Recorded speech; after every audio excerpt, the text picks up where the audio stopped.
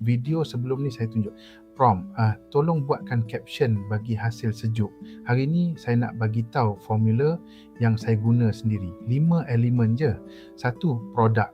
Apa anda jual, sebut nama sebenar. 2, harga, tak perlu exact tapi bagi range, mula RM50 tu pun cukup.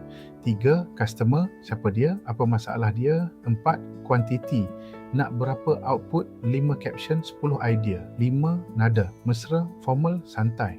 Contoh lengkap, buat 5 caption untuk kedai alat tulis saya di Kajang, customer guru dan pelajar, harga mula redua, ton mesra, saya nak orang save post ni. Cuba bandingkan dengan buatkan caption, confirm lain rasa. 5 elemen ni ambil masa 20 saat untuk taip tapi ubah hasil 100%. Video seterusnya saya bagi challenge, ubah prompt terakhir korang guna formula ni.